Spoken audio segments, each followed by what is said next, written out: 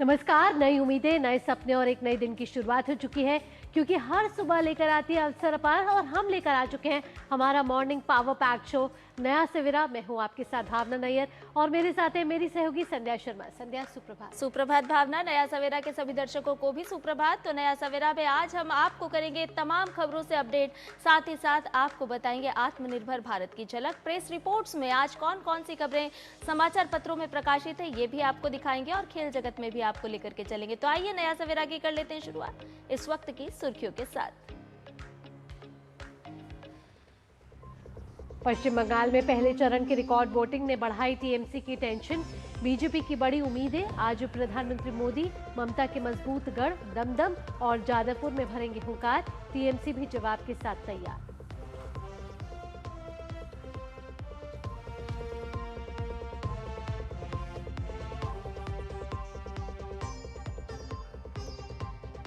बिहार में सम्राट चौधरी की आज पहली परीक्षा। विधानसभा में सुबह 11 बजे होगा नई सरकार का फ्लोर टेस्ट। एनडीए के पास पर्याप्त नंबर।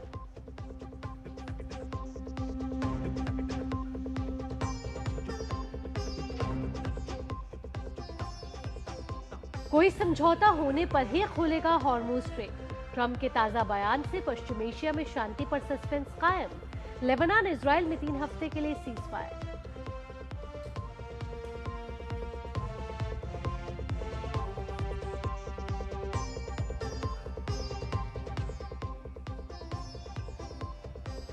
वैश्विक मंच पर भारत की बढ़ती भूमिका पर मंथन। वॉशिंगटन में न्यू इंडिया कॉन्फ्रेंस में भारत अमेरिका के नीति निर्माता रणनीतिकारों ने की विशेष चर्चा।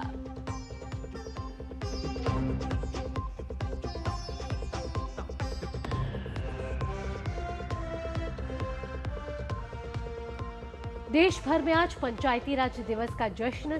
33 साल पूरे होने पर होंगे कई कार्यक्रम। पंचायती राज व्यवस्था ने बदली गांव की तस्वीर।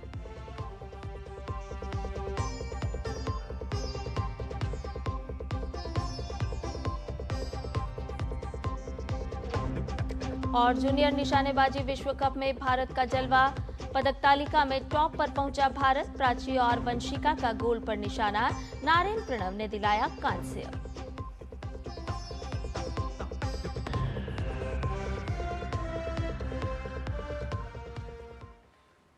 नया सवेरा की शुरुआत करते हैं जनादेश के साथ। जनादेश के जरिए जानते हैं चुनावी राज्यों से जुड़ी खबरें।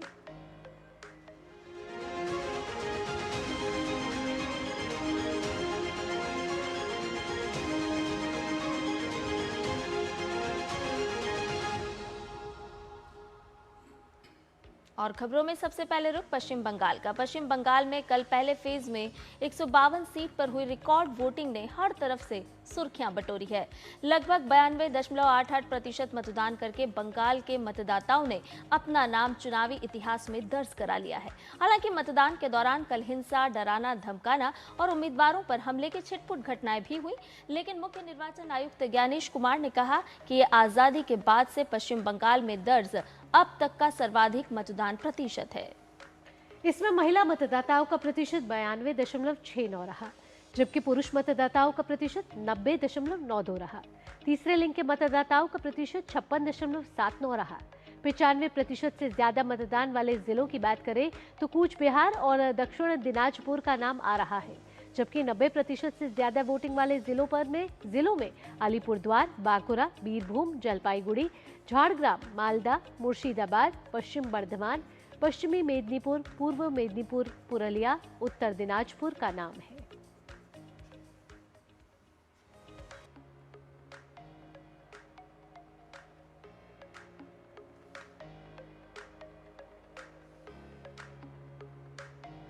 तो आपको बता दें कि बंगाल में कल रिकॉर्ड वोटिंग हुई है। पहले चरण का चुनाव संपन्न हो चुका है, जिसमें 16 जिलों के 152 सीटों पर मतदान हुआ है और बंगाल के चुनाव में बीजेपी इस बार अपने लिए बड़ी उम्मीदें देख रही है। पहले चरण में रिकॉर्ड वोटिंग को अपने पक्ष में मान रही बीजेपी ने नई रणनीति अपनाई है और इसके तहत दिग्गज नेताओं ने पूरी तरह से बंगाल में डेरा डाल दिया है। आज खुद प्रधानमंत्री नरेंद्र मोदी फिर से बंगाल में होंगे और दमदम और जादवपुर में ममता सरकार के खिलाफ हुंकार भरेंगे।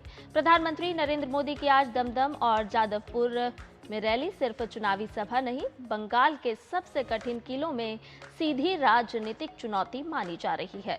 जादवपुर लंबे समय से लेफ्ट और फिर टीएमसी का मजबूत गढ़ रहा है। वहां रैली करके बीजेपी ये संदेश देना चाहती है कि ममता की कुर्सी डोल रही है। दमदम सीट पर बड़ा शहरी और मध्यवर्गीय वोट बैंक है। यहाँ रैली का मतलब है कि बीजेपी का फोकस बंगाल के शिक्षित शहरी वोटर्स पर भी है। जादवपुर में रैली का एक बड़ा संदेश वामपंथी राजनीति को सीधी चुनौती भी माना जाएगा। दूसरी तरफ ममता बनर्जी का पूरा कैंप इसे बाहरी बनाम बंगाल नैरेटिव से काउंटर करने की कोशिश करेगा।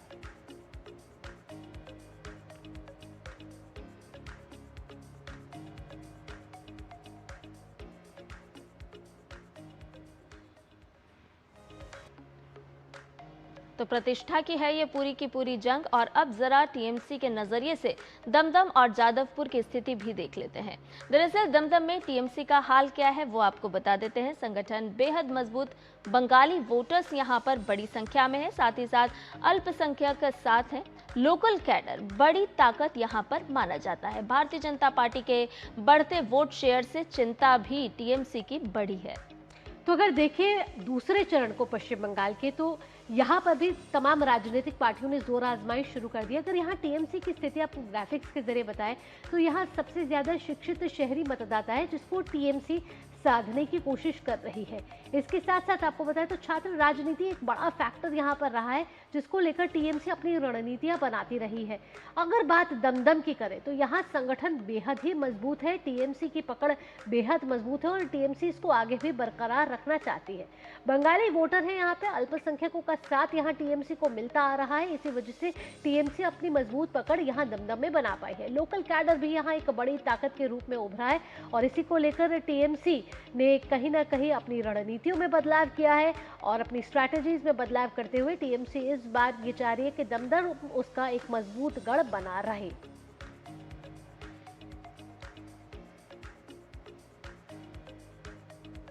और ताज़ा अपडेट ले लेते हैं हमारे संवाददाता कोलकाता से सौरभ दत्ता इस पूरी खबर पर हमारे साथ जुड़ गए हैं। सौरभ, सबसे पहले तो बात बीते कल की ही करते हैं, क्योंकि पश्चिम बंगाल के मतदाताओं ने इतिहास रचने का काम किया है और साफ कर दिया कि भय पर उनका उत्साह भारी पड़ा है। संदर्भ आपने बिल्कुल 92.88% परसेंटेज लास्ट वोटिंग जो रिजल्ट आए हैं सामने, और उसके चलते बंगाल में भी हर कोने पे यही चर्चा है कि ये 92.88% जो रिकॉर्ड वोटिंग हुआ है बंगाल में इस बार, ये किसके पक्ष में जाएगा। क्योंकि हर एक पॉलिटिकल पार्टीज वो दावा कर रहे हैं कि असल में ये उनके हक में ये वोटिंग परसेंटेज पड़ा है, लेकिन कई सारी फैक्टर्स है, कई सारी बातें हैं। अगर आप जंगल महल की बात कर ले तो पुरुलिया, बांकुड़ा, झारग्राम और पश्चिम मिदनापुर की जो सीटें हैं वो उन कुल मिलाकर प्राय 40 सीटें हैं। उस 40 सीटों में भी भाजपा का जो कार्यकर्ता है कि इस बार भाजपा के पक्ष में जनता की राय बहुत अच्छा आया है, ऐसा ही उनका मानना है। और साथ ही साथ आप उत्तरी बंगाल कह लें तो उत्तरी बंगाल में भी जो भाजपा के जो कार्यकर्ता है वो कह रहे हैं कि जैसे उत्तरी बंगाल में अच्छा प्रदर्शन करता आया है भाजपा, इस बार भी अलग कुछ नहीं होगा, इस पर भी बहुत अच्छा है। लेकिन टीएमसी का कहना है कि जो उनका गढ़ माना जाता है, चाहे बांकुड़ा का पुरुलिया, झारग्राम, पश्चिम मेदिनीपुर, मुर्शिदाबाद, मालदा, इन सारे जो बीरभूम, पश्चिम बर्धमान, इन सारे जिलों में भी टीएमसी का कहना है कि उनकी जो वोटिंग है वो ठीक तरीके से वो वोटिंग हुआ है और वोटिंग के परसेंटेज के हिसाब से वो भी कह रहे हैं, वो भी काफी खुश है। तो आगे चल के देखना पड़ेगा कि आखिर में वोटर्स किसके पक्ष में रायदान दिए हैं। एक बात माना जा रहा है कि हर पॉलिटिकल पार्टी जहां कह रही है कि उनके वोटर्स ने वोट दे पाए हैं, तो आखिर में जाके कोई स्विंग फैक्टर काम करेगा नहीं, ये भी देखना होगा। बिल्कुल, क्या फैक्टर काम करेगा ये तो जनादेश तय करेगा जब 4 मई को मतगणना होगी, नतीजे सामने आएंगे। लेकिन अब नजरें सौरभ दूसरे चरण पर भी है। चुनाव इस समय चुनाव प्रचार जो है वो जोर पकड़ चुका है। तमाम राजनीतिक पार्टियां टीएमसी वर्सेस बीजेपी की मुख्यतः लड़ाई यहाँ नजर आ रही है। और अगर आज बात करें, कल प्रधानमंत्री की ताबड़तोड़ रैलियां हुई, आज भी प्रधानमंत्री की ताबड़तोड़ रैलियां होनी है। ऐसे में एक बड़ा संदेश यहाँ दमदम और जादवपुर से भी देने की कोशिश यहाँ भाजपा करती हुई नजर आ रही है। देखिए, कोलकाता के जो सीट है, ये कोलकाता के एडजेसेंट सीट्स हैं। आप अगर दमदम की बात करें, आप अगर जादवपुर की बात करें, और खुद कोलकाता का भी इलेक्शंस है इस चरण में, तो इन सारी सीटों पे जो कोलकाता के 11 सीटें थे, पिछली बार देखा गया है कि 11 में से 11 टीएमसी को मिला है, लेकिन इस बार भाजपा का कहना है कि इस बार ऐसा होने वाला नहीं है। कोलकाता के भी काफी सारी सीटों में भाजपा के जो उम्मीदवार है वो अच्छा करेगा। और जो उत्तर 24 परगना के जो 33 सीटें हैं, उसमें भी भाजपा का कहना है कि सिर्फ जो मोतुआ बेल्ट है वहां पर नहीं, उसके साथ साथ ये जो एडजेसेंट जो सीट्स है उसमें भी अच्छा करेगा। दमदम की आप बात कर रहे हैं कि दमदम में अगर आप देखेंगे तो दमदम लोकसभा कॉन्स्टिट्यूंसी देख लीजिए, विधानसभा कॉन्स्टिट्यूंसी देख लीजिए, यहाँ पे भाजपा का भी एक पकड़ है। इसके अंदर जो भी कॉन्स्टिट्यूएंसीज आता है, दमदम का तो खुद का कॉन्स्टिट्यूएंसीज है, इसमें जो लोकल सिविक बॉडीज में भी है, यहाँ पे भाजपा का एक पॉकेट वोट्स भी अच्छा पॉकेट वोट्स है। तो इस बार हवा तेज है। पहली चरण का कितना असर दूसरी चरण में पड़ेगा, ये भी काफी देखने लायक है, क्योंकि आप 23 तारीख को कल वोट हुआ, 6 दिन बीच में है, और इस 6 दिन में काफी सारी बातें सामने आएंगे। जो वोटर्स उनके हैं, जो वोटर्स उन पहले चरण में थे, वो अब खुल के बात करेंगे। खुल के बात करके क्या हुआ क्या नहीं हुआ, वो अपने आप में एक आभास मिलेगा। तो इसके चलते ये माना जा रहा है कि जी। इस बार ये जो 142 सीटें हैं, जहां जी। पे 75 ऐसी सीटें हैं, उत्तर 24 परगना, दक्षिण 24 परगना, कोलकाता, इसको मिलाकर कुल मिलाकर 75 सीटें हैं। अगर आप पिछले बार देखें तो इस 75 सीटों में ही दांव मार जाता है टीएमसी। लेकिन इस बार भाजपा का कहना है ऐसा होने वाला नहीं है। जो हवा चल रहा है, परिवर्तन का जो लहर चल रहा है, कानून व्यवस्था के मुद्दे पर, घुसपैठिया के मुद्दे पर, बेरोजगारी के मुद्दे पर, नारी सुरक्षा के मुद्दे पर, उसमें भाजपा उम्मीदवार को काफी फायदा होगा, ऐसा भाजपा का कहना है। क्योंकि ये जो चरण अब आ रहा है, इसमें हम्म। इन्फिल्ट्रेटर्स का मुद्दा, घुसपैठिया का मुद्दा बहुत बड़ा मुद्दा है, जी। क्योंकि बहुत सारे बांग्लादेश से सटे हुए डिस्ट्रिक्ट्स हैं, और इन सारे डिस्ट्रिक्ट्स में वोटर्स क्या राय देता है, किसके पक्ष में राय देता है। और सबसे बड़ी भाजपा का कहना है कि आप पहले चरण में भी देख लीजिए कि एएसडीडी जो थे, यानी एब्सेंट शिफ्टेड डेथ, जो वोटर्स थे, जी। वो निकल गया है। तो वो निकल जाने के बाद वोटिंग के परसेंटेज में भी काफी बढ़त आया है। बंगाल में पिछली बार आप चुनाव में देखेंगे तो बंगाल में हर बार वोटिंग परसेंटेज हाई रहता है, लेकिन इस बार ये जो वोटर्स है, जो फेक वोटर्स थे, वो निकल जाने से आप में वो परसेंटेज बढ़ा है, ऐसा भी जी। मानना है। कल सीओ का भी यही कहना था कि एएसडी रिलीज निकल चुका है, और बाकी तो जो चुनाव आयोग ने जो पिछले 1 महीने 1.5 महीने में काम किया है कि जी। भयमुक्त चुनाव करवाने के लिए, उसका भी एक असर इस चुनाव में देखने को निश्चित तौर मिला है। पर और आज चुनाव अमित आयोग शाह ने का जिस तरह से सौरभ तमाम तैयारियां की थी, उसका असर और उसका प्रभाव साफ तौर पर पहले चरण के मतदान में देखने को भी मिला। जिस तरह से आपने कहा कि पहले चरण का प्रभाव दूसरे चरण पर निश्चित तौर पर पड़ता है। अब ऐसे में अगर हम राजनीतिक दलों को समझना चाहे तो क्या तय रणनीति के साथ वो आगे बढ़ेंगे या फिर स्ट्रेटेजी में किसी तरह का बदलाव भी देखने को मिल सकता है? इस स्ट्रैटेजी में तो बदलाव करेंगे, क्योंकि जो 152 सीटें हैं उसमें वोटिंग पैटर्न्स क्या था, उसमें जो जो मुद्दे भाजपा की तरफ उठाए गए थे, जो जो मुद्दे टीएमसी की तरफ उठाए गए थे, या अन्य दलों ने भी जो जो जिन जिन मुद्दों को लेकर इलेक्शंस गए थे, उसका कितना असर पड़ा है। अब बूथ लेवल पे उसका भी एक जायजा होगा कि जो वोट देने गए, कौन कौन इश्यूज में वो सहमत है, और कौन कौन चीजों को लेकर उनमें असहमति है, ये बात भी जानी जाएगी। तो इसके हिसाब से ये माना जा रहा है कि स्ट्रेटेजी में तो बदलाव होगा, क्योंकि आज दो चीज है। एक, अमित शाह आज एक प्रेस कॉन्फ्रेंस कर रहे हैं 10 बजे। वो शेड्यूल नहीं था, देर रात को वो जाना गया कि वो प्रेस कॉन्फ्रेंस उन्होंने ऐलान किया। अब देखना होगा कि उसमें वो क्या कहते हैं। जी। और कल भाजपा का यहाँ पे सॉल्वेक में जो ऑफिस है, ऐसा सुना जा रहा है कि वहां पे अमित शाह जी, गृह मंत्री अमित शाह जी खुद हाजिर थे, उन्होंने खुद मॉनिटर किए, जी बूथ वाइज सौरभ। मॉनिटर किए। तो इसके हिसाब से आगे चल के क्या रणनीति लिया जाएगा, किन किन रणनीतियों में बदलाव बिल्कुल होगा, मंथन होगा और वो देखना मंथन के बाद क्या अमृत निकल कर आता है वो देखना होगा जब 29 अप्रैल को दूसरे चरण का मतदान होगा। दूसरा मैच यानी कि कहा जा रहा है कि ये अब फाइनल मैच है पश्चिम बंगाल का, जिसमें देखना होगा कि कैसे रणनीतियां बदलती हैं, वार पलटवार किए जाते हैं, आरोप प्रत्यारोप किए जाते हैं और फिर जनता जनार्दन किसको वोट करती है। फिलहाल सौरभ, तमाम जानकारियों के साथ आपका बहुत बहुत धन्यवाद। और वही निर्वाचन आयोग ने पश्चिम बंगाल विधानसभा चुनाव के लिए मतदान के बाद एक नया दिशा निर्देश जारी किया है। मतदान संपन्न होने के बाद निगरानी कैमरा और वीडियो डेटा को संभालने के लिए कड़े दिशा निर्देश जारी किए गए हैं। इन दिशा निर्देशों के तहत मतदान केंद्र के कैमरों में इस्तेमाल किए गए SD कार्ड को मतदान संपन्न होने के तुरंत बाद नहीं निकाला जा सकता है। इन कैमरों को सेक्टर अधिकारी की निगरानी में रखा जाना चाहिए। इन SD कार्ड्स को सहायक रिटर्निंग अधिकारी की उपस्थिति में नामित डेटा संग्रह और प्राप्ति केंद्र पर ही निकाला जा सकता है। मतदान के दौरान लिए गए सभी वीडियो फुटेज को सुरक्षित और व्यवस्थित तरीके से संरक्षित किया जाना चाहिए। मतदान दल या बूथ स्तरीय अधिकारी के सभी सदस्य कैमरा उपकरण को पूरी तरह हटाए जाने तक मतदान केंद्र पर उपस्थित रहेंगे। इस बीच दूसरे चरण के मतदान के लिए वेबकास्टिंग का ट्रायल आज सुबह 10 बजे से शुरू होगा। यह अभ्यास 3 चरणों में संचालित किया जाएगा।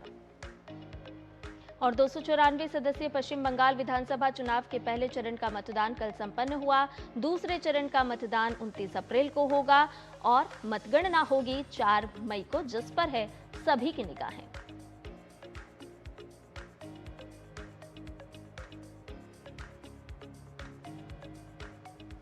और कल तमिलनाडु में वोटिंग हुई और एक ही चरण में 234 सीटों पर वोट डाले गए और तमिलनाडु में भी जो वोटिंग परसेंटेज आया है वो बम्पर वोटिंग कहीं ना कहीं दिख रही है। ग्राफिक्स के जरिए हम आपको बताते हैं ये बम्पर वोटिंग कैसे हुई।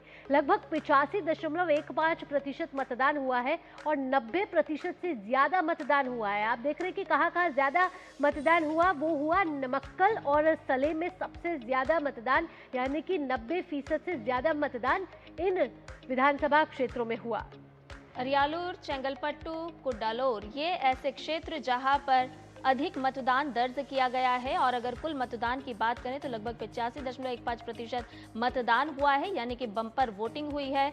सियासी पारा यहां पर चढ़ा हुआ था। हालांकि मौसम की बात करें तो वो उसमें भी गर्माहट देखने को मिली, लेकिन बड़ी संख्या में मतदाता घरों से बाहर निकले और स्वस्थ लोकतंत्र का परिचय दिया। कृष्णागिरी, नागापट्टिनम, पेरम्बलूर ये ऐसे क्षेत्र जहां पर बड़ी संख्या में मतदाता घरों से बाहर निकले और मतदान के प्रतिशत को बढ़ाया। रानीपेट, तिरुचिरापल्ली, तिरुपथूर ये ऐसे क्षेत्र है जहां पर बम्पर मतदान दर्ज किया गया है।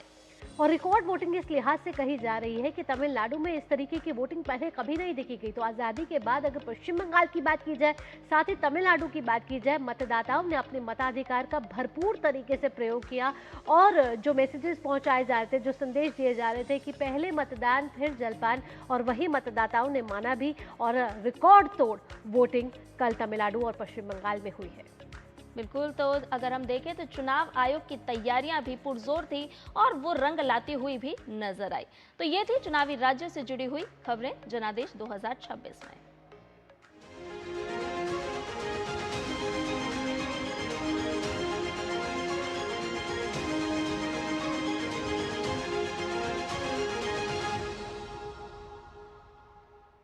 नया सवेरा में वक्त हो चला है एक छोटे से ब्रेक का। जब ब्रेक के बाद लौटेंगे तो बताएंगे कि बिहार विधानसभा में आज एक विशेष सत्र बुलाया गया है। क्यों ये सत्र बुलाया गया है और क्या है इसका उद्देश्य, ये सब इस छोटे से ब्रेक के बाद। आप देखते रहिए नया सवेरा। पढ़ता है, खेलता है, झूलता उछलता है, दौड़ता कभी कभी दौड़ कराता है, आगे आगे बढ़ता है इंडिया, अमूल दूध पीता है इंडिया। मेरी पसंद, मेरी पसंद, मेरी पसंद, मेरी पसंद, हमारी पसंद। हम सबकी पसंद। मजबूत देश का मजबूत सरिया हो गया स्टील। और ब्रेक के बाद नया सवेरा में आपका एक बार फिर से स्वागत है। आपको बता दें कि बिहार विधानसभा का आज एक दिन का विशेष सत्र बुलाया गया है। मुख्यमंत्री सम्राट चौधरी के नेतृत्व वाली एनडीए की नई सरकार का आज फ्लोर टेस्ट होगा। सदन की कार्रवाई सुबह 11 बजे शुरू होगी और मुख्यमंत्री सम्राट चौधरी विश्वास मत का प्रस्ताव सदन में रखेंगे। फिर इस पर वोटिंग होनी है। नीतीश कुमार के राज्यसभा जाने और 14 अप्रैल को मुख्यमंत्री पद से इस्तीफा देने के बाद 15 अप्रैल को सम्राट चौधरी के नेतृत्व में नई सरकार का गठन हुआ था। मुख्यमंत्री सम्राट चौधरी ने 2 डिप्टी सीएम विजय कुमार चौधरी और विजेंद्र प्रसाद यादव के साथ शपथ ली थी। लिहाजा नई सरकार को सदन में फिर से बहुमत साबित करना होगा। हालांकि सम्राट के सामने बहुमत की परेशानी नहीं है, क्योंकि 243 सदस्य वाली विधानसभा में अभी 242 विधायक हैं। नितिन नवीन के इस्तीफे से एक सीट खाली जरूर हुई है। ऐसे में बहुमत के लिए आप देख रहे हैं अपने स्क्रीन पर कि बहुमत का आंकड़ा जो है वो 122 है, क्योंकि 243 सीट की बिहार विधानसभा है। ऐसे में जो जादुई आंकड़ा है वो है 122 का, जिसमें अगर एनडीए की बात करें, यहाँ उनके पास जो सीटें हैं वो 201 है, यानी कि राष्ट्रीय जनतांत्रिक गठबंधन के पास 201 सीटें हैं, जिसमें बीजेपी के पास 88 और जेडीयू के पास 85, जबकि एलजेपी-आर के पास 19 और एचएएमएस के पास 5, आरएलएम के पास 4। अब इसके साथ साथ इंडी गठबंधन को भी समझ लेते हैं, जिसके पास कुल सीटें 41, जिसमें आरजेडी के 25 आंकड़े हैं।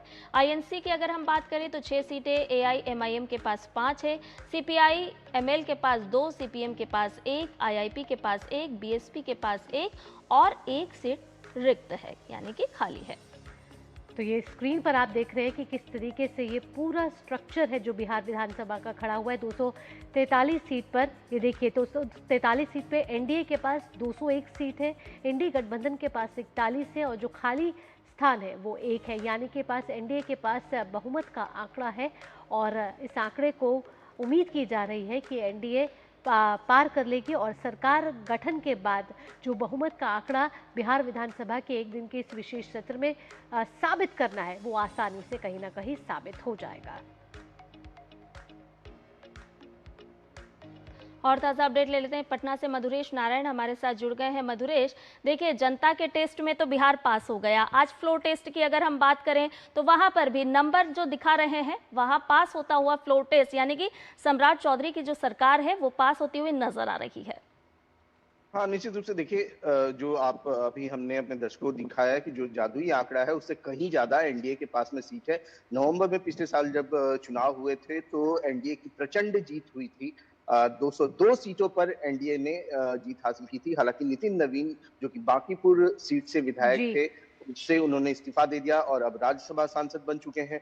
तो एक सीट खाली है। 201 जो कैंडिडेट विधायक जो है वो अभी भी एनडीए के पास में है। ऐसे में जो सम्राट चौधरी है उनके लिए कोई बहुत मुश्किल बात नहीं है, लेकिन परीक्षा तो हालांकि परीक्षा होती है। और बात करें अगर एनडीए के दूसरे जो सहयोगी दल हैं, दूसरे सहयोगी दल भी लगातार ये खुल करके खुले मन से ये कहते आ रहे हैं कि ये एक महज संवैधानिक प्रक्रिया है जिसका वो पालन कर रहे हैं, वरना उनके पास में पहले से बहुमत है। कल जो उप मुख्यमंत्री जदयू के कोटे से बनाए गए हैं विजय कुमार चौधरी, उन्होंने एक प्रेस कॉन्फ्रेंस बाकायदा किया और उसमें सवालों का जवाब देते हुए उन्होंने कहा कि सहयोग के बदले वो सहयोग करेंगे। जब नीतीश कुमार मुख्यमंत्री थे तो बीजेपी ने खुल करके सहयोग किया था और बिल्कुल कंधे से कंधा मिलाकर के वो साथ खड़ी रही थी। तो इसमें कहीं कोई शक का सवाल ही नहीं है कि कल जब फ्लोर टेस्ट होगा तो किसी तरह की कोई परेशानी होगी। और दूसरे भी जो एनडीए के जो घटक दल है वो निश्चित रूप से साथ में है। जितने विधायक हैं उन सबको कल ही पटना बुला लिया गया था। कल वो सब पटना पहुंच गए हैं और आज बताया जा रहा है कि 11 बजे के आसपास विधानसभा में जब डॉक्टर प्रेम कुमार जो कि विधानसभा अध्यक्ष हैं, उनकी अध्यक्षता में जब सदन की कार्यवाही शुरू होगी तो महज एक प्रक्रिया के तहत सम्राट चौधरी बहुमत आसानी से हासिल कर लेंगे। जी, क्या इस विशेष सत्र में और भी कोई उद्देश्य, कोई बिजनेस रखा गया है मधुरेश, या सिर्फ आज एक ये औपचारिक काम है जिसको करना है, जिसमें बहुमत साबित करना, कितने विधायकों की पर्याप्त संख्या सरकार के साथ है, यही साबित करना है या और भी कुछ काम हो पाएगा? नहीं, फिलहाल तो जो जानकारी विधानसभा की तरफ से दी गई है उसमें सिर्फ इसी चीज के लिए जो विशेष सत्र है वो बुलाया गया है, क्योंकि ये भी एक संवैधानिक प्रक्रिया है। सम्राट चौधरी के शपथ लेने के बाद एक तय समय में मुख्यमंत्री का उन्होंने शपथ लिया था, तो उसके तय समय में विधानसभा में उनको अपना बहुमत सिद्ध करना होता है। तो ये बहुमत सिद्ध करने के लिए ही ये विधानसभा का विशेष सत्र बुलाया गया है और इसमें विधायक जो हैं, तमाम जो विधायक हैं उनको पहले से फोन कॉल कर करके बुला लिया गया है। पटना वो सब पहुंच गए हैं। बताया जा रहा है कि अब से कुछ देर में सारे विधायक धीरे धीरे करके विधानसभा पहुंचने लगेंगे और निश्चित रूप से जो सम्राट चौधरी का जो आज फ्लोर टेस्ट है बहुत ही स्मूथ रहने वाला है। कहीं कोई परेशानी अभी तक नहीं दिख रही है। कहीं कोई गिला शिकवा भी एनडीए के बीच में नहीं दिख रहा है। और ये जो गिला शिकवा है ये तो चुनाव के समय भी बिहार में देखने को नहीं मिला था, जबकि विपक्ष की अगर बात करें तो वहां पर फ्रेंडली फाइट की भी स्थिति बनी थी।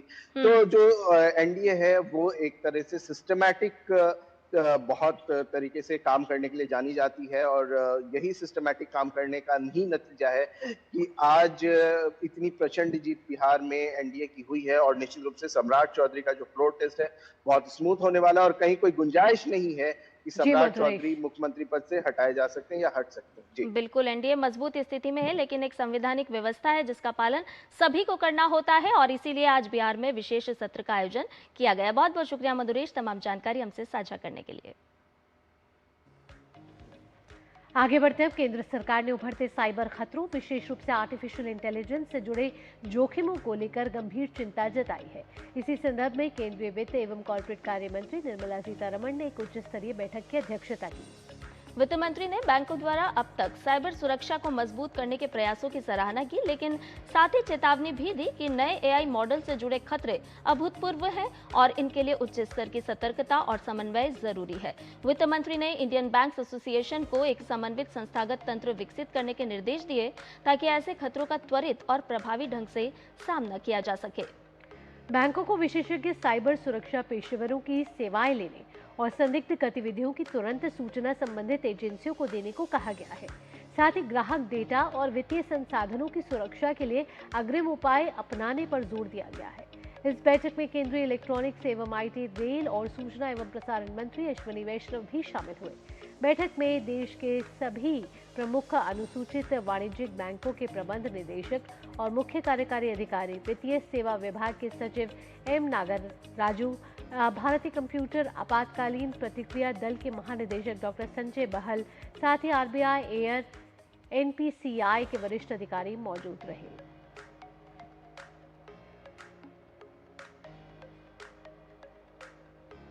अब बात भारत के गांव की, जहां कभी विकास की रफ्तार धीमी मानी जाती थी, आज वही गांव बदलाव की सबसे बड़ी ताकत बनते नजर आ रहे हैं।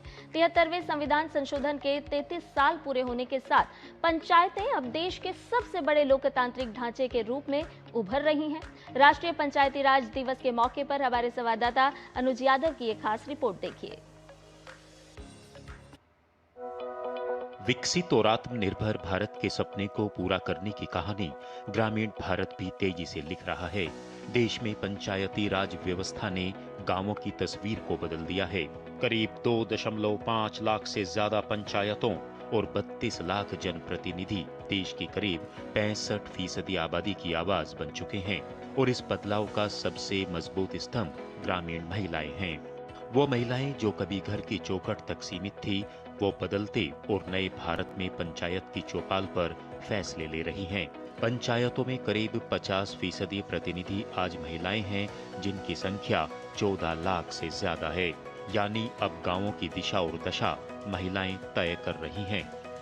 आज का दिन यह सोचने समझने का दिन है कि पंचायती राज व्यवस्था कितनी सुदृढ़ हुई है, उसकी क्या क्या चुनौतियां हैं और क्या क्या अवसर हैं।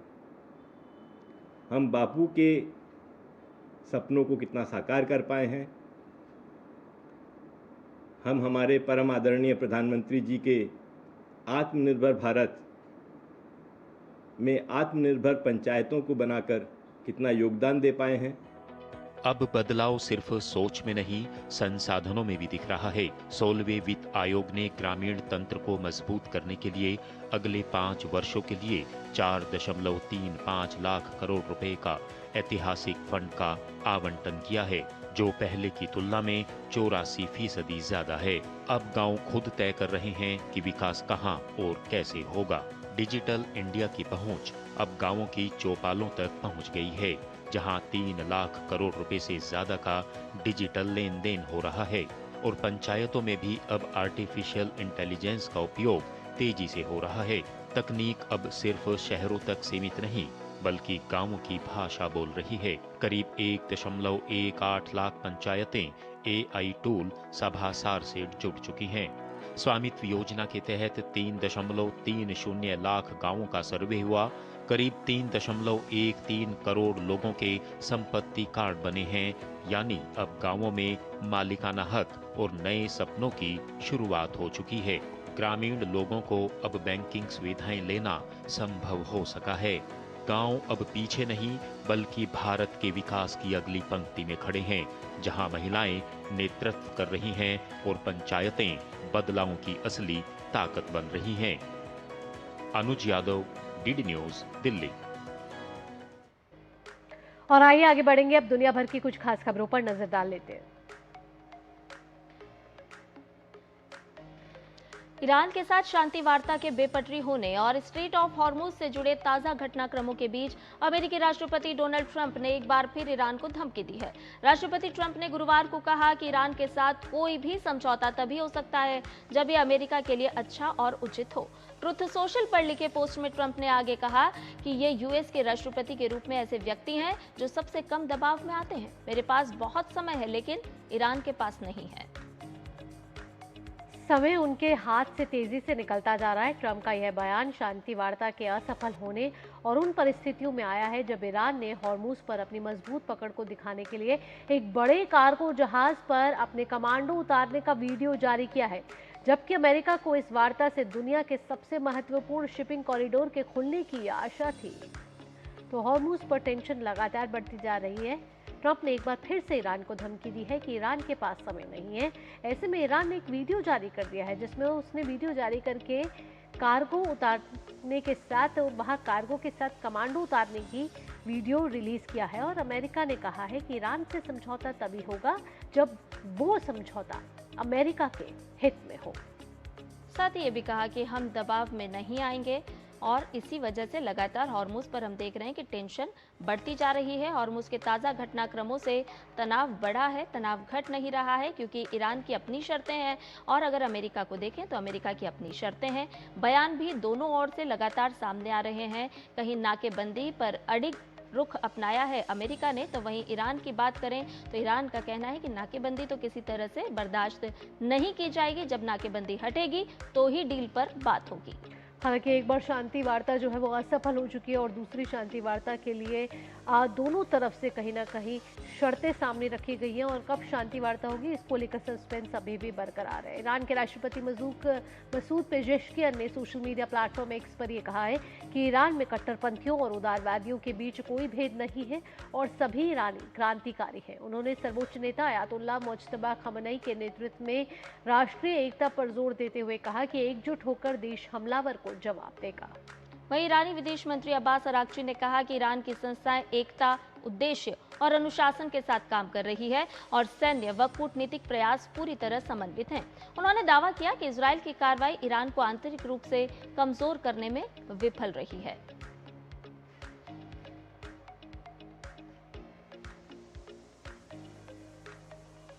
और यहाँ देखें तो ट्रंप का एक सख्त फरमान भी आया है। हॉर्मुज में संदिग्ध नावों को नष्ट करने का आदेश डोनाल्ड ट्रंप ने दिया, तो लगातार डोनाल्ड ट्रंप धमकियां दे रहे हैं और ये सख्त फरमान साफ तौर पर दर्शा रहा है कि दोनों तरफ से इस समय वार पलटवार चल रहा है। ट्रंप का सख्त फरमान यह है कि बारूद बिछा रही नाव को नहीं बख्शेंगे, माइन स्वीपिंग अभियान तेज करें।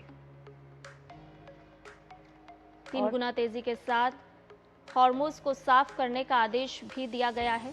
तो अमेरिकी राष्ट्रपति डोनाल्ड ट्रंप ने अपना सख्त फरमान भी जारी किया। यूनाइटेड स्टेट्स नेवी को आदेश दिए हैं। हालांकि आंतरिक कलह भी अमेरिका में देखने को मिल रही है, जहां पर ट्रंप और सेना प्रमुख की बनती हुई नजर नहीं आ रही है। और यहाँ हमारे साथ हमारे संवाददाता CS जोशी जुड़ गए हैं ज़्यादा जानकारी के साथ। चंद्रशेखर का करेंगे। चंद्रशेखर, अगर देखें तो इजराइल लेबनान के बीच 3 हफ्ते का जो सीज फायर बढ़ा दिया गया है, ये एक अच्छी खबर ज़रूर है। साथ ही साथ अगर ईरान के साथ जिस तरीके की एक वार्ता असफल रही है उसके बाद अभी भी सस्पेंस बरकरार है और साथ ही साथ धमकियों का दौर अभी भी जारी है और हॉर्मुज पर लगातार टेंशन बनी हुई है, जिससे वैश्विक परिस्थिति सही दिखती हुई नजर नहीं आ रही है। देखिए, ये एक अच्छी बात है कि जो लेबनान में वहाँ पर सीज फायर बढ़ा दिया गया है 3 हफ्ते के लिए, ये एक अच्छी बात है। लेकिन उधर दूसरी ओर हॉर्मुज में हम देखें तो हॉर्मुज में काफी तनाव बना हुआ है और दोनों पक्ष यहाँ पर आमने सामने खड़े हैं और एक पक्ष ये इंतजार कर रहा है कि दूसरा पक्ष झुकेगा और दूसरा पक्ष इंतजार कर रहा है कि ये जो पहला पक्ष है ये झुकेगा, लेकिन ऐसा अभी तक वहां पर होता हुआ दिख नहीं रहा है और हॉर्मुज में काफी तनावग्रस्त वहां पर स्थिति हो गई है। और जो ये अमेरिका का इकोनॉमिक ब्लॉकेड है ईरान के ऊपर, इसका ईरान के ऊपर कितना फर्क पड़ रहा है ये भी दिखने लगा है, क्योंकि ईरान कहीं न कहीं कुछ जो जिस तरह से वहां पर ईरान शिप्स को सीज कर रहा है और ईरान की ओर से जिस तरह के बयान आ रहे हैं, इससे ये साफ है कि ईरान के ऊपर इसका दबाव भी बढ़ रहा है। और अमेरिकी राष्ट्रपति की ओर से ये भी कहा गया है कि ईरान ने 2 दिन पहले ये कहा था कि आप ब्लॉकेड हटा दीजिए, हम पूरी तरह से हॉर्मुज को खोल देंगे। लेकिन यहाँ पर मामला फंसा हुआ है, जो परमाणु को लेकर के जो डील होनी है, जो अमेरिका मांग कर रहा है ईरान से कि वो अपने यूरेनियम संवर्धन को छोड़े और अगले 20 साल के लिए किसी तरह से वहां पर यूरेनियम का संवर्धन ना करे, तो ये परमाणु मुद्दे को लेकर के जो डील होनी है, इसको लेकर के ये मामला फंसा हुआ है। और अमेरिका ये इंतजार कर रहा है कि ईरान के ऊपर ये दबाव पड़ेगा वहां पर इकोनॉमिक ब्लॉकेड की वजह से, और ईरान कहीं न कहीं जो परमाणु डील है जो अमेरिका के टर्म्स में या जिस तरह की डील अमेरिका चाहता है उसके लिए ईरान तैयार हो जाएगा।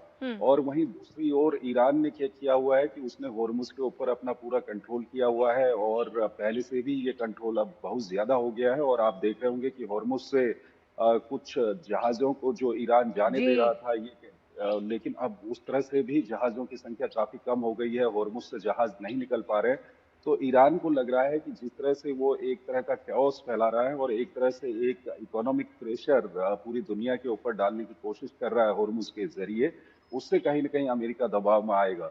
लेकिन अब यहाँ पर आगे क्या होगा, कौन पहले झुकेगा, ये देखना काफी महत्वपूर्ण होगा। और बातचीत को लेकर भी ये हॉर्मुज में सारा मामला फंसा हुआ है। ऐसे में और दूसरा ये है कि हॉर्मुज में स्थिति भी काफी तनावपूर्ण बनी हुई है। जिस तरह से वहां पर शिप्स को सीज किया जा रहा है, या हमने देखा कि IRGC ने जिस तरह से वीडियो जारी किया है, तो कहीं न कहीं ये मामला अगर थोड़ा सा भी वहां पर गड़बड़ होती है दोनों पक्षों के बीच में, तो मामला एस्केलेट भी कर सकता है। तो मामला काफी तनावपूर्ण इस वक्त हॉर्मुज के अंदर में बना हुआ है। बिल्कुल तनावपूर्ण माहौल तो बना हुआ है चंद्रशेखर। इसके साथ साथ देखिए, राष्ट्रपति ट्रंप की तरफ से ईरान को जिस तरह से सख्त लहजे में भी हिदायत दी जा रही है, लेकिन कई बार राष्ट्रपति ट्रंप के ऐसे बयान भी आ रहे हैं जिसकी वजह से उनको यू टर्न भी लेना पड़ रहा है। देखिए, दरअसल क्या है कि अमेरिका के पास अब ये लास्ट हथियार बचा हुआ है, क्योंकि वहाँ लेबनान के फ्रंट पे सीज फायर हो गया है, यहाँ ईरान के साथ सीज फायर चल रहा है, तो ईरान के ऊपर अमेरिका कोई हमला तो कर नहीं रहा है। तो अमेरिका के पास एकमात्र हथियार है हॉर्मुज का। अमेरिका को अगर, क्योंकि प्रेसिडेंट ट्रम्प ये कह भी चुके हैं कि अगर हम वहाँ पर इकोनॉमिक ब्लॉकेड को खत्म कर देंगे तो ईरान के साथ किसी तरह की कोई डील नहीं हो पाएगी। तो अमेरिका को ये अपना अंतिम हथियार अभी के जो स्थिति है उसमें दिखता है कि ये जो इकोनॉमिक ब्लॉकेड है इसका दबाव पड़ेगा ईरान पर, और ईरान परमाणु मामले को लेकर के अमेरिका के साथ कोई डील करेगा। तो इसलिए अमेरिका भी इस हॉर्मुज में जो इकोनॉमिक ब्लॉकेड है इसको एक बड़े हथियार के तौर पर इस्तेमाल कर रहा है। हालांकि हॉर्मुज को हथियार के तौर पर पहले ईरान ने इस्तेमाल किया था, लेकिन अब हॉर्मुज के मामले में दोनों आमने सामने आ चुके हैं।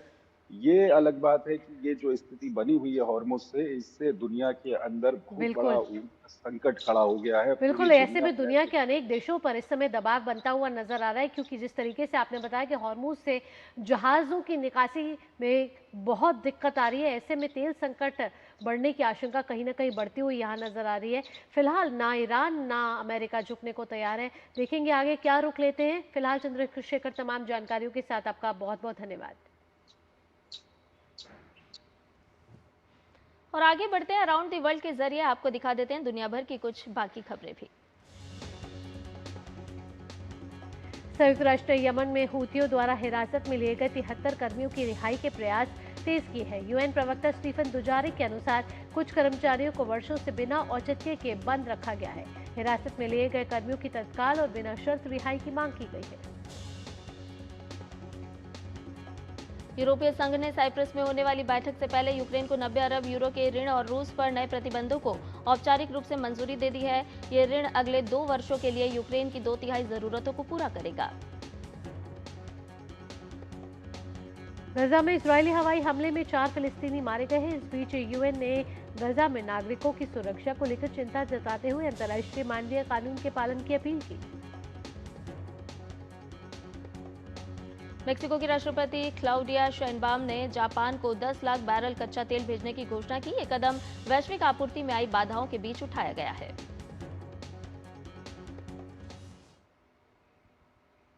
प्रधानमंत्री नरेंद्र मोदी के नेतृत्व में वैश्विक मंच पर भारत की बढ़ती भूमिका और भारत अमेरिका संबंधों को और मजबूत करने के उद्देश्य से वॉशिंगटन डीसी में द न्यू इंडिया कॉन्फ्रेंस का आयोजन किया गया। इस सम्मेलन में रणनीतिक साझेदारी, आर्थिक सहयोग और हिंद प्रशांत क्षेत्र में शक्ति संतुलन जैसे अहम मुद्दों पर चर्चा हुई। प्रधानमंत्री नरेंद्र मोदी के नेतृत्व में भारत के बदलते परिदृश्य, वैश्विक भूमिका, हिंद प्रशांत क्षेत्र में शक्ति संतुलन और भारत अमेरिका संबंधों को मजबूत करने के उद्देश्य से हडसन इंस्टीट्यूट द्वारा द न्यू इंडिया कॉन्फ्रेंस का आयोजन वॉशिंगटन डीसी में किया गया। इस कॉन्फ्रेंस का उद्देश्य ये समझना था कि नया भारत वैश्विक मंच पर क्या चाहता है, साथ ही भारत अपनी अर्थव्यवस्था को कैसे बदल रहा है और भारत अमेरिका संबंधों को मजबूत करने के लिए क्या कदम उठा रहा है। इस कॉन्फ्रेंस में भारत और अमेरिका के कई वरिष्ठ नीति निर्माता, रणनीतिकार और नीति विशेषज्ञों ने हिस्सा लिया।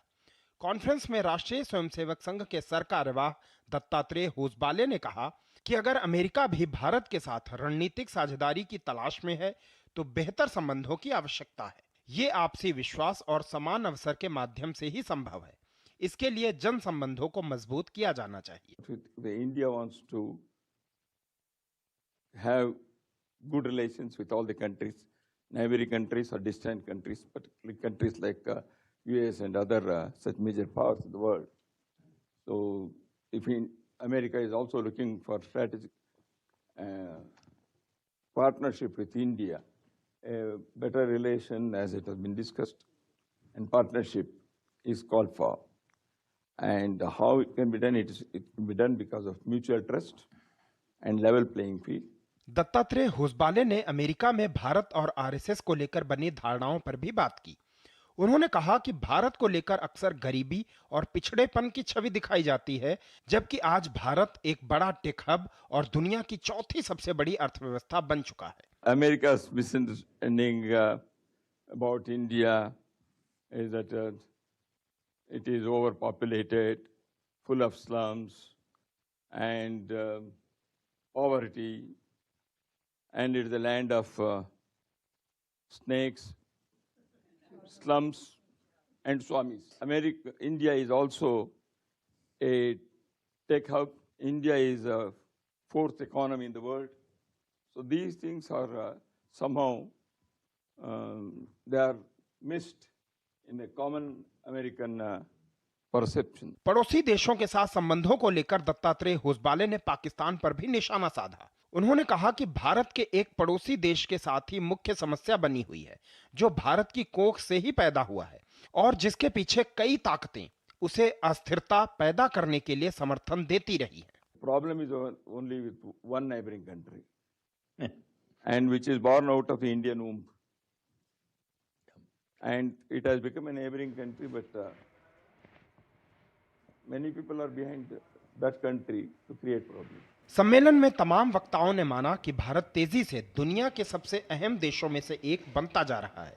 सम्मेलन में वैश्विक स्तर पर भारत की बढ़ती इस भूमिका को और विशेषकर भारत अमेरिका संबंधों के बीच रणनीतिक और आर्थिक साझेदारी के महत्व को रेखांकित किया गया। Bureau report, DD news. वक्त हो चला है यहाँ छोटे से ब्रेक का, लेकिन ब्रेक के बाद जब लौटेंगे तो आपको बताएंगे कि समाचार पत्रों में आज कौन सी मुख्य खबरें प्रकाशित की गई हैं। ये सब इस छोटे से ब्रेक के बाद।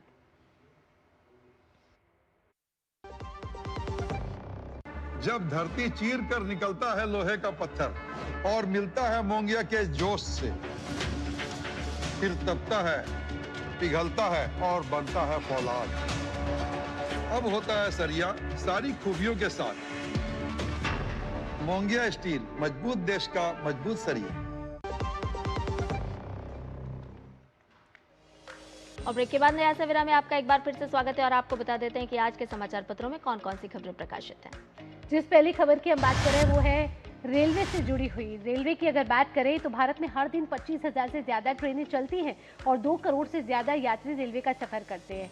रेल मंत्री अश्विनी वैष्णव ने एक लेख लिखा है और लेख में कहा गया है कि आधुनिकीकरण की दिशा में आगे बढ़ चुका है रेलवे, क्योंकि सिर्फ एक सुगम यात्रा ही कराना रेलवे का काम नहीं है। किस तरीके से पटरियों का आधुनिकीकरण हो ताकि जो विकसित भारत का लक्ष्य यहाँ रखा गया है 2047 में, ऐसे में रेलवे एक मजबूत क्षेत्र के तौर पर उभर कर आए। साथ ही रेल पटरियों के महत्व को ध्यान में रखते हुए भारतीय रेलवे ने पिछले कुछ सालों में व्यापक आधुनिकीकरण कार्यक्रम शुरू किए हैं और इस कार्य में आधुनिक मशीनों से पटरियों के नवीनीकरण, उन्नत तरीकों से जांच और निरीक्षण, मशीनीकृत रखरखाव, सुरक्षा बाड़बंदी आदि शामिल रहे हैं। तो आधुनिकीकरण की दिशा में भी रेलवे इस समय आगे बढ़ता हुआ नजर आ रहा है। अब आपको एम्स की एक रिपोर्ट के माध्यम से एक खबर बता देते हैं। दरअसल ऐप देखकर बढ़ रही है चेहरा बदलने की चाहत। जी हाँ, आपको बता दें कि मोबाइल ऐप से चेहरे को मनचाहा स्वरूप देकर सर्जरी से उसी तरह का चेहरा बनाने की मांग की जा रही है, जिसमें सबसे ज्यादा युवाओं की संख्या शामिल है। और इसी क्रम में अब मोबाइल ऐप से खुद को चेहरे के मनचाहा स्वरूप देकर वैसा चेहरा बदलना चाहता है युवा। ये बात कह रहे हैं एम्स के बर्न एवं प्लास्टिक सर्जरी ब्लॉक के डॉक्टर्स, जिन्होंने ये जानकारी साझा की है। बर्न एवं प्लास्टिक सर्जरी विभाग के एडिशनल प्रोफेसर ने बताया कि किस तरह से 3D स्कैनिंग और AI का इस्तेमाल भी इसके लिए किया जा रहा है। और आइए अब एक रिसर्च के बारे में आपको बताते हैं। रिसर्च क्या कहती है कि आप जब मोबाइल देखते हैं, मोबाइल देखते देखते आपको पता ही नहीं चलता कि समय कितना बीत जाता है। और क्या आपने ये महसूस किया है कि लंबे समय तक मोबाइल देखने के बाद कहीं ना कहीं आप भूलने लग गए हैं? तो ये रिपोर्ट भी यही कुछ कह रही है। ये रिपोर्ट यही कह रही है कि अगर आप 30 मिनट रील्स देखते हैं तो आपकी मेमोरी को खतरा हो सकता है। Forward memory social media group का 6.63, जबकि बिना मोबाइल 7.61। बैकवर्ड मेमोरी और फॉरवर्ड मेमोरी दोनों की इस रिपोर्ट में बात की गई है। अलवर ESIC अस्पताल एम्स दिल्ली की ये रिसर्च है जो ये कह रही है कि आज जो युवा मोबाइल में डूब रहे हैं उनको कहीं ना कहीं मेमोरी लॉस का खतरा बढ़ रहा है। और रिपोर्ट में कहा गया है कि 30 मिनट की सोशल मीडिया स्क्रीनिंग दिमाग की वर्किंग मेमोरी पर एक बड़ा खतरा लेकर आ रही है। तो आप सचेत हो जाइए। अगर आप रील्स देख रहे हैं तो या तो अपना टाइम बांध लीजिए, नहीं तो इन रील्स को देखने से शायद आपको कोई लाभ मिल रहा है या नहीं, ये आप जरूर देख लीजिए, क्योंकि आपके मस्तिष्क पर इसका एक बड़ा असर हो सकता है। तो रील्स की वजह से आपका रियल टाइम खराब हो रहा है, जागरूक रहिए। और आज समाचार पत्रों में प्रेस रिपोर्ट्स के जरिए इतना ही, लेकिन आगे बढ़ते हैं और आपको दिखा देते हैं हमारी खास सीरीज एक दिन एक उत्सव में क्या है खास।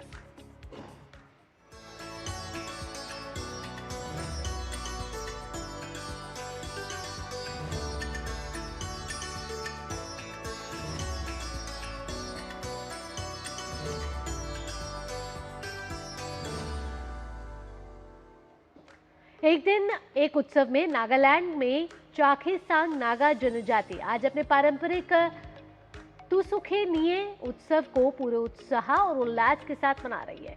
ये पूर्व सदियों पुरानी संस्कृति, कृषि जीवन और सामुदायिक एकता का जीवंत प्रतीक है।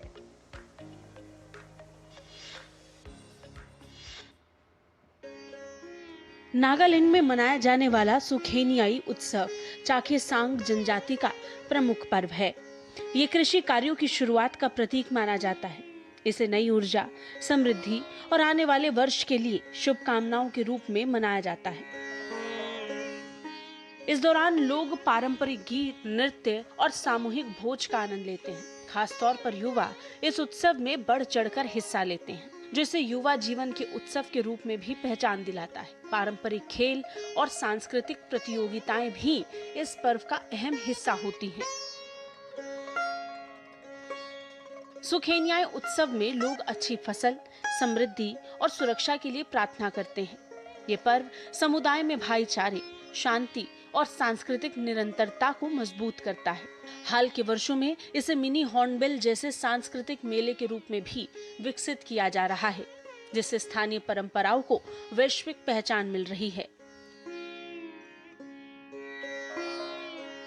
सुखेनिये उत्सव केवल एक परंपरा नहीं, बल्कि नागालैंड की समृद्ध सांस्कृतिक विरासत और सामुदायिक एकता का प्रतीक है, जो पीढ़ियों से लोगों को जोड़ता आ रहा है। Bureau report, DD news.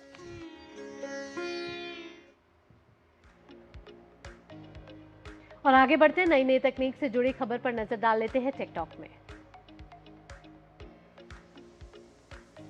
NASA ने Nancy grace Roman space telescope का अनावरण किया है। एक खास तरह का टेलीस्कोप है जो सौर मंडल के एक्सो प्लैनेट की खोज करेगा और डार्क मैटर और डार्क एनर्जी के रहस्यों को समझने में मदद करेगा। दावा किया जा रहा है कि रोबन टेलीस्कोप पृथ्वी को ब्रह्मांड का एक नया नक्शा देगा। 12 मीटर लंबा सिल्वर रंग का ये टेलीस्कोप बड़े सोलर पैनल के साथ बनाया गया है और इसे सितंबर में स्पेसएक्स के रॉकेट से फ्लोरिडा से लॉन्च किया जा सकता है। इसे अंतरिक्ष के एक खास स्थान दूसरे सन अर्थ लैग्रांज पॉइंट L2 पर रखा जाएगा।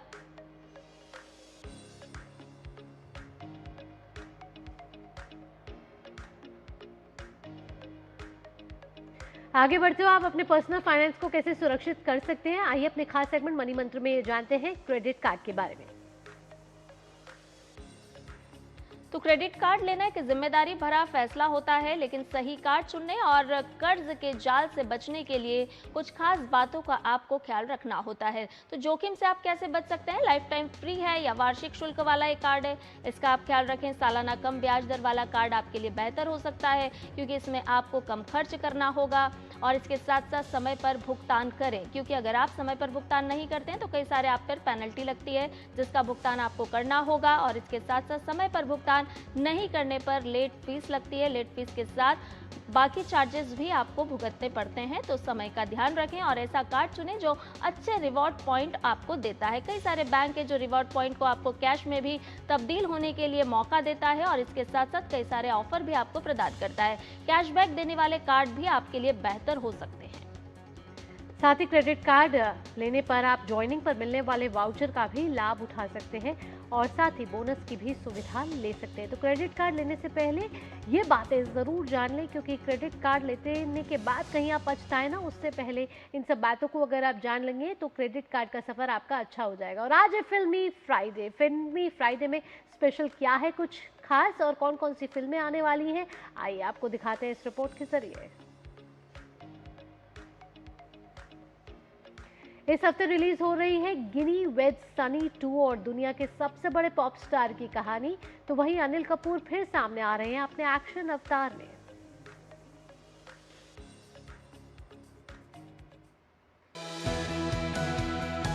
इस हफ्ते की पहली रिलीज है गिनी वेड्स सनी 2, जो 2020 में आई गिनी वेड्स सनी का आध्यात्मिक सीक्वल है। मुख्य कलाकारों में अविनाश तिवारी और 12th फेल मेधा शंकर की एक नई जोड़ी नजर आएगी। फिल्म का निर्देशन किया है प्रशांत झा ने। फिल्म की कहानी एक छोटे शहर के पहलवान सनी और दिल्ली की एक बिंदास लड़की गिनी के इर्द गिर्द घूमती है। दोनों अपनी शादी तय करने के लिए एक दूसरे से झूठ बोलते हैं, जिससे शादी के दौरान और उसके बाद काफी हंसी मजाक और हंगामा देखने को मिलता है।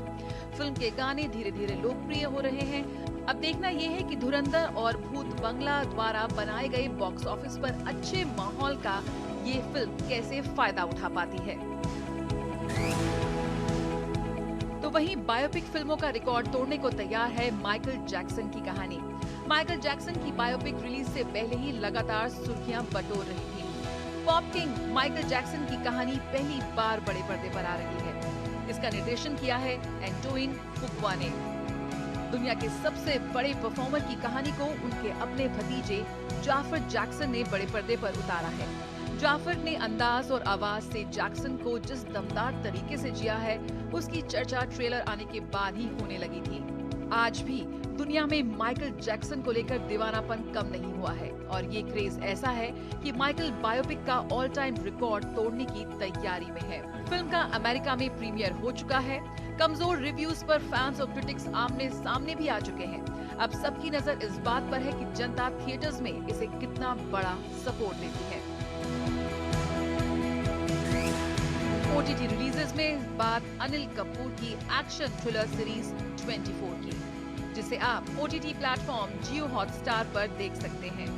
सीरीज में Anil Kapoor anti terrorism unit के प्रमुख जयसिंह राठौड़ की भूमिका में है। ये शो रियल टाइम फॉर्मेट के लिए जाना जाता है, जहां हर एपिसोड 1 घंटे की कहानी दिखाता है। हर शुक्रवार को 8 नए एपिसोड प्लेटफॉर्म पर रिलीज किए जाएंगे। 2013 में पहला सीजन और 2016 में दूसरे सीजन के बाद अब इसके दोनों सीजन डिजिटल प्लेटफॉर्म पर दर्शकों के लिए फिर से लाए गए हैं। Jaya Sinha, DD news, Delhi.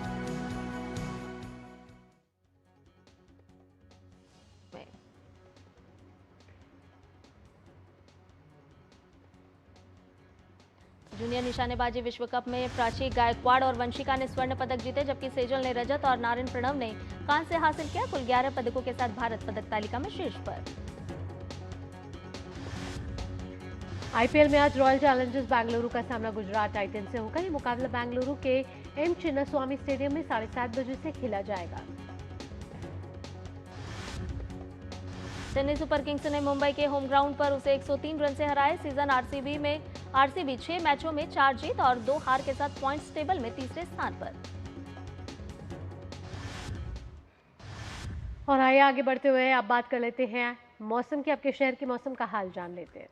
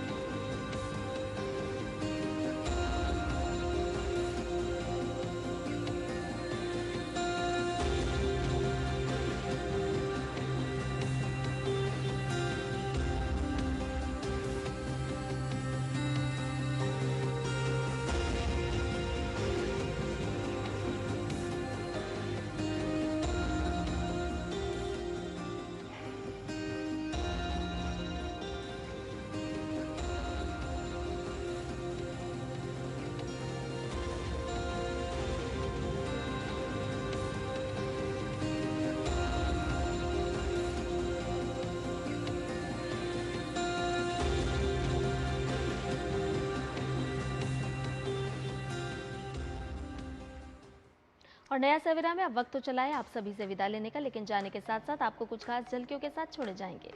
और एक खास झलकी आ रही है बेबी एलिफेंट की मस्ती की। बेबी एलिफेंट को मस्ती करते देखा है आपने? अगर नहीं तो आज नया सवेरा में आपको कुछ प्यारी बहुत ही खूबसूरत सी तस्वीरों के साथ छोड़े जा रहे हैं।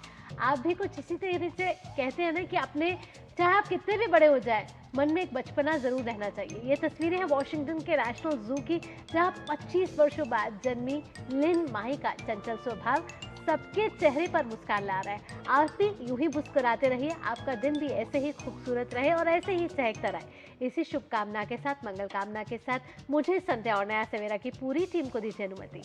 नमस्कार।